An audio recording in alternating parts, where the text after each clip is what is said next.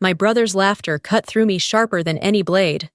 In front of our entire family, Gerard leaned close enough for everyone to hear and said, "You've never been worth a salute in your life!" The room erupted in chuckles at my expense, and I, Bernadette Lowell, sat frozen, swallowing the familiar sting of being nothing more than the family's punchline.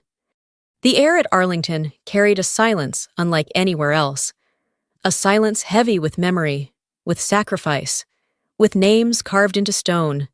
Flags lined the rows in perfect symmetry, their edges snapping in the autumn breeze, while the bugle's mournful notes drifted across the gathering. Rows of Marines sat ramrod straight in their uniforms, their faces carved with discipline, their eyes forward. Around them, families filled the seats, clutching programs and photographs, whispers broken only by the solemn rituals of the day. I sat among my own, though it felt nothing like belonging. The weight of ceremony had barely settled when Gerard, glass of wine in hand, leaned back in his chair and let his voice rise just enough to slice through the reverent hush. "Tell me," he smirked, "what exactly would this country remember her for?" His words rang with deliberate cruelty, a challenge meant not just for me, but for every ear within reach. A ripple of laughter followed, sharp and mean, like gravel underfoot. A cousin chuckled into her napkin. An uncle shook his head with exaggerated pity. Even my mother said nothing, her eyes cast down, her silence cutting deeper than his mockery. I kept my hands still in my lap, though inside, a storm swelled. My thumb pressed hard against the corner of the worn military ID tucked inside my wallet, hidden from their sight. The edges had grown soft over the years, a relic I carried close, a truth I had never needed to defend. Across the rows, a few Marines shifted. Their eyes flickered briefly in my direction. Measured. Respectful. Too subtle for the others to notice. That quiet acknowledgement lingered. Wordless, but undeniable. A reminder that the truth cannot stay buried forever. At the side tables where the chatter grew looser after the opening ceremony, my family gathered as if it were just another holiday dinner. Gerard held court with his usual arrogance, boasting about a new contract he had just landed. His voice carried, rich with self-importance, each word polished for the benefit of the businessmen and distant relatives eager to bask in his glow. He leaned back, a smug grin fixed on his face. "I've worked hard to make the Lowell name mean something," he said, as if the rest of us had done nothing. Then, without even glancing at me, he added, "Some of us choose to actually live, not hide away. Some of us give our families something to be proud of." A few heads nodded. Someone muttered that I had always been too quiet, too shut in, no career to speak of. The words weren't new, but coming now, carried by laughter and half-whispered judgments. They sliced deeper than before. I lowered my gaze. The sting familiar, yet freshly cruel. My silence seemed to feed their certainty, each remark laying another stone on the weight I had carried for years. Then, as the noise around me swelled, a young Marine in uniform passed behind my chair. His steps slowed just enough for his eyes to meet mine, and he gave a subtle nod, crisp and deliberate. It lasted only a second, but it landed with the force of a secret no one else had noticed. My family, absorbed in their self-congratulations, didn't catch it, but I did. And for the first time that evening, I felt a quiet reminder. The story they told about me wasn't the only one being written. The grand table in the center glittered under the chandeliers, a showcase meant for Gerard's pride. He raised his glass once more, his smirk sharper than the edge of cut crystal. "At least tonight," he quipped loudly.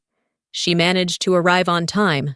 Laughter spilled across the table, brittle and hollow, as though rehearsed.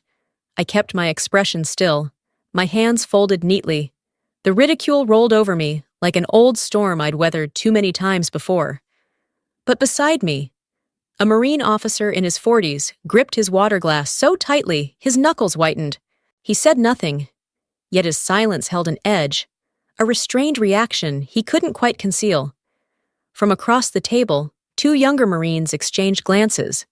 They leaned toward each other, whispering just low enough to escape the family's notice. But not mine. Their eyes cut in my direction, curiosity mixed with something far stronger, recognition. No one else seemed to care. The laughter continued, Gerard soaking in the attention, basking in a spotlight he thought was his alone.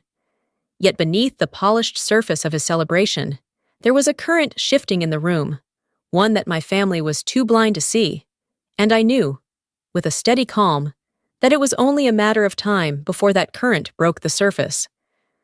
The banquet carried a veneer of solemnity, but beneath it, Gerard thrived on the sound of his own voice. He rose from his chair, adjusted his jacket, and with a theatrical flourish, set his hand on my shoulder. His smile was wide, his tone sharpened for maximum sting. "All my life," he announced, loud enough to hush the clinking of silverware.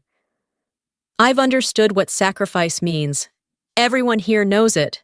But her? She's never done a single thing useful for this country. She wouldn't even know the meaning of sacrifice." The words cracked through the hall, sharp as a whip. My cousins chuckled. One uncle scoffed outright, and others shook their heads as though confirming an old truth. The laughter wasn't boisterous, but cruel, meant to cut.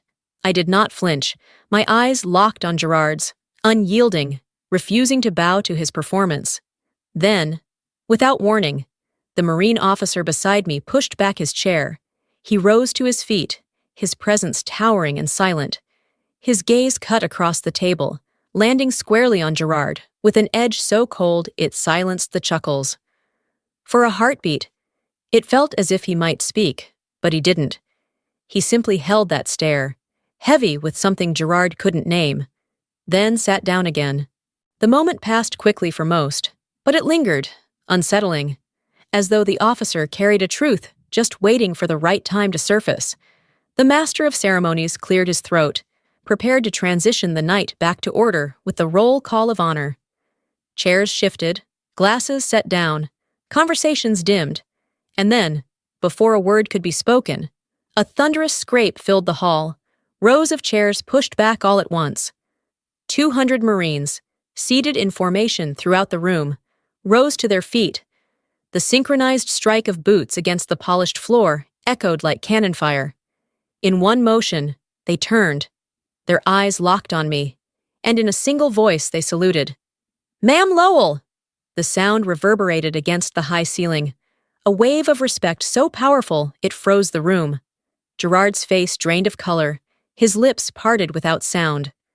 My mother clutched the edge of the table, her eyes wide as if she had seen a ghost. Among the uniforms, one young Marine's eyes shone with tears. His salute held firm, raw emotion carved into his expression, as though he carried a debt tied directly to me. Gasps rippled, then silence swallowed the hall. Across the table, Gerard's business associates exchanged troubled glances, whispering, their confidence in him dissolving with every second. I sat still, the weight of the moment pressing in, then inclined my head in the smallest nod. My eyes burned, but I held steady, my silence shielding what they had yet to know. The mystery thickened, and with it, the balance of power had already shifted. The hall hung in silence after the thunder of 200 voices, every gaze pinned to Gerard. His chair scraped violently against the floor as he bolted upright, his face blotched red with fury. "This is absurd!" he shouted, his voice cracking under the weight of the moment. "Just a stunt! They're only being polite to a woman." A ripple of discomfort spread. Guests shifted uneasily, whispers passing down the rows. The air thickened with disapproval. His words rang false in a room that had just witnessed something beyond performance. From the front row, a figure rose, a Marine general, his presence commanding even before he spoke. Step by step, he crossed the hall, the weight of his silence pressing on every ear. Then his voice boomed, steady and unshakable. "We don't show politeness. We show respect. We called her Raven." The name dropped like a stone in water, sending waves across the crowd. He stopped before me, extended his hand, and when I rose, he bowed his head ever so slightly. The gesture was small, but the room seemed to tremble with it, a symbol of reverence far beyond ceremony. Boots struck the floor in unison, Marines pounding their heels in rhythmic salute, the echo rolling through the hall. Gerard's bravado faltered. His color drained as the sound boxed him in. His denial had already begun to crumble. The general took the microphone from the master of ceremonies, turning to face the packed hall. His words carried the weight of testimony, not flattery. Bernadette Lowell trained Marines in specialized strategy, he declared. She saved hundreds of lives. She refused every spotlight, every interview, because her loyalty was to her brothers in arms, not to her own name. The impact rippled instantly. My relatives, who had laughed so easily minutes before, sat frozen. My mother's head bowed low, her hands clenched together on her lap. Across the hall, several distinguished guests, politicians and military leaders alike, nodded with solemn respect. Liar! Gerard's voice broke the stillness, raw with panic. Fabricated stories! All of it! His outburst only amplified the disgrace already choking him. At the far end of the table, one of his key business partners pulled out a phone, muttering as he tapped the screen. Within seconds, the man pushed his chair back and left, leaving Gerard's face twisted in panic. Others exchanged wary looks, their interest in him dissolving before my eyes. The truth had broken free of family walls, spilling into the wider world. Gerard's smirk, his swagger, his carefully polished reputation, one by one, they withered under the weight of what could no longer be denied. The hall still pulsed with the echo of the general's words, his testimony hanging like a banner none could ignore. Gerard's chair screeched against the floor as he lunged upright, his voice splintering through the stunned quiet. "This is all just politics," he shouted, veins standing out at his neck. "She fooled you all, every last one of you." His fury cracked the fragile silence, but instead of sympathy, it drew a storm of whispers, low and contemptuous. Faces turned away from him, brows furrowed, lips pressed tight. The ripple of disapproval grew louder, spilling from table to table until it swelled into a collective murmur of disgust. At the far end of the room, several of his business associates exchanged looks, their smiles evaporating. One man, pale and stiff, pushed back his chair and walked out without a word. Another followed soon after. A third leaned toward the others, muttering, "He's finished." Before leaving Gerard standing there with no one willing to shield him, I sat still, every nerve tuned to the weight of the moment. From across the aisle, a silver-haired senator leaned closer, his voice a gravelly whisper only I could hear. "We owe you more than we ever knew." The quiet sincerity in his tone struck harder than Gerard's tantrum ever could. Desperate to reclaim the floor, Gerard spat another insult, his words tumbling out hot and bitter. But before he could finish, the general's gaze snapped toward him, sharp, unyielding, a stare that froze Gerard mid-breath. The silence that followed was damning, louder than any accusation. By then, the unraveling was complete. The man who had strutted so confidently at the start of the night stood isolated, his influence crumbling piece by piece, until nothing remained but his own shame. In that moment, Gerard's reign of arrogance ended, not with a bang, but with the weight of a truth he could no longer deny. The room had settled into a silence so complete it felt alive, pressing down on every breath. The general stood tall at the front, the microphone steady in his hand. His eyes swept across the hall, pausing long enough on Gerard to strip him of whatever bravado he still clung to, before turning back to the assembly. His voice, deep and resonant, carried with the gravity of a verdict. "No one here owes Gerard Lowell anything," he declared, each word crisp, deliberate, impossible to dismiss. "But all of us owe Bernadette Lowell respect." The effect was instantaneous. Chairs scraped back as Marines throughout the hall surged to their feet once more. The thunder of their boots striking the floor rattled the crystal glasses. rolled through the cavernous space like a drumbeat of judgment. Then, in unison, their salute snapped high. "Ma'am Lowell!" The shout roared louder than before, layered with pride, with conviction, a sound that lifted the air and left no space for denial. I did not move. I sat in the center of it all, my pulse steady, my hands folded lightly in my lap. Around me, the echo of their voices wrapped the hall in reverence I had never asked for, but could not refuse. My family, who had spent the evening turning me into the butt of their jokes, sat frozen. No laughter, no smug remarks, no cutting whispers, only silence. My mother pressed both hands over her face, her shoulders trembling, not with sobs, but with the weight of shame too long ignored. Gerard, once the loudest voice in the room, kept his gaze pinned to the tablecloth, his chest heaving as if each breath burned. I turned my head just enough to see the cousins who had smirked earlier, the uncle who had shaken his head with mock pity. Their eyes now flickered with something entirely different: guilt, unease, even fear. The arrogance that had fueled their mockery dissolved, replaced by the bitter recognition that they had stood on the wrong side. The general stepped closer, his voice lowering but still carrying through every corner of the hall. Respect is not granted by family pride, nor purchased by wealth. It is earned in silence, in sacrifice, in deeds that protect lives when no one is watching. Bernadette Lowell has given more to this country than any of you can measure. Gasps rippled through the guests, not because of theatrics, but because the truth had settled where denial could no longer reach. Even the politicians, their faces trained to reveal nothing, inclined their heads. For once, the room that had reveled in Gerard's posturing saw him for what he was, an empty echo next to a truth that dwarfed him. The Marines held their salute, unflinching, their eyes locked forward. The sound of their boots striking the floor again as they reset their stance reverberated like the closing of a judgment's gavel. It was not ceremony, it was declaration. I met their salute with a slow nod, not in triumph, but in acknowledgement. I had never needed their validation, but in that moment, it mattered for the lesson it carried. Not for me, but for those who had sneered, who had believed Gerard's version of me. They could not unsee what had unfolded before them. My mother finally dropped her hands, her eyes red, darting toward me, but unable to hold my gaze. Gerard remained hunched, smaller somehow, as if the walls themselves had shifted and left him exposed.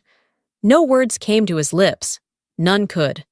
The moment stretched, not loud, not dramatic, but definitive.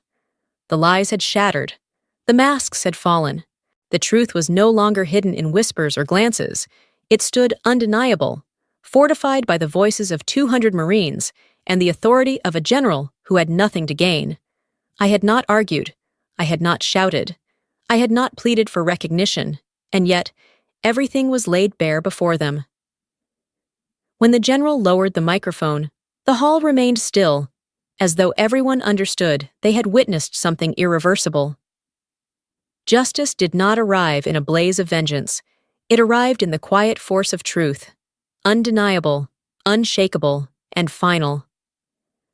I breathed in, slowly, letting the silence settle around me. For the first time in a very long time, it was not heavy, it was liberating. The evening air at Arlington carried the crisp bite of autumn, cool against my skin as I stepped beyond the hall. The flags lining the path swayed in unison, their colors catching the last light of day. From somewhere distant, the bugle rose again, its solemn notes stretching across the grounds, fading with each step I took away from the gathering. The sound had accompanied countless farewells. Tonight, it felt like closure of a different kind. Behind me, the doors creaked open, and the shuffle of hesitant footsteps followed. A few relatives moved as if to approach, their faces softened now with something that might have been regret. Their lips parted, but no words came. I met their uncertainty with a single look and a faint smile, the kind that neither invited nor rejected, just ended the conversation before it began. They stopped where they stood, As I continued down the stone path, a small figure darted into view. My niece, no older than 12. She didn't speak, didn't move closer, but her eyes found mine. There was no disdain in them, no judgment, only a bright, unwavering admiration. In that gaze, I saw what the others never offered, the promise that the next generation might understand what the last could not. I paused, only long enough to hold her look, then turned forward again. My thoughts settled into a quiet certainty. There are victories that never need to be told, but when the truth finally speaks, it silences arrogance forever. The gravel crunched softly under my shoes as I left the hall behind. No apology could erase what had been said, and I didn't need one. No recognition could add to what I already knew. My worth had never lived in their approval. It had been mine all along, and with each step into the cool night, I carried it with me, calm, untouchable, complete, complete, complete, complete, complete, complete, complete, complete, complete, complete, complete, complete,